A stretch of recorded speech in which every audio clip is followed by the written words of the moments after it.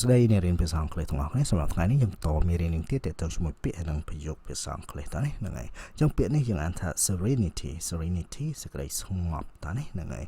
I enjoy the serenity of nature អញ្ចឹង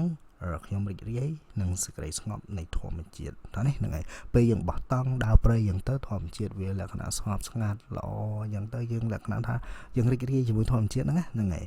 peace and serenity to you លក្ខណៈគេជូនពរណាហ្នឹងហើយសូមឲ្យអ្នកមានសន្តិភាពនិងសេចក្ដីស្ងប់តើនេះហ្នឹងហើយ protect your inner serenity ការពារសេចក្ដីស្ងប់នៅខាងក្នុងខ្លួនរបស់អ្នកតើនេះហ្នឹងហើយអញ្ចឹងសេចក្ដីស្ងប់ហ្នឹងវាចេះដូចចិត្តដូចការគិតរបស់យើងវាដូចទឹកទន្លេហ្នឹងហើយទឹកទន្លេបើសិនជាអត់មានខ្យល់ទេណាហ្នឹងហើយវាអត់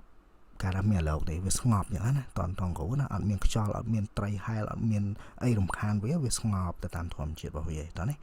ចិត្តគិតក៏អញ្ចឹងដែរតែយើងຕົកវាចោលយើងអត់បញ្ចូលយើងអត់អស់ Facebook អញ៉ៃមើលតែរឿងអត់ប្រយោជន៍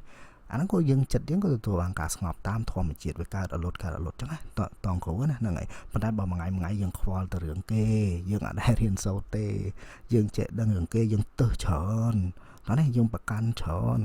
ចិត្តហ្នឹងវារស្ងប់មិនឃើញតោះនេះវាបក់ខ្យល់រហូតអញ្ចឹងសមុទ្រទន្លេហ្នឹងវាអាលោករហូតអញ្ចឹងទៅយើងរស់នៅអត់មានក្តីសុខទេអញ្ចឹងបានពេលខ្លះយើងកុំមើលច្រើនពេកតោះនេះព័ត៌មានអីផ្សេងណាហ្នឹងហើយយើងអាចរៀនតេតទៅមួយចំណេះដឹងព្រោះ page ខ្លះYouTube អីចឹងទៅគេមាន page ឬក៏ channel ដែលគេបរៀនណាអញ្ចឹងអាហ្នឹងវាលក្ខណៈថាវាល្អជាងអស់ទៅឃើញតែគេឆ្លោះគ្នា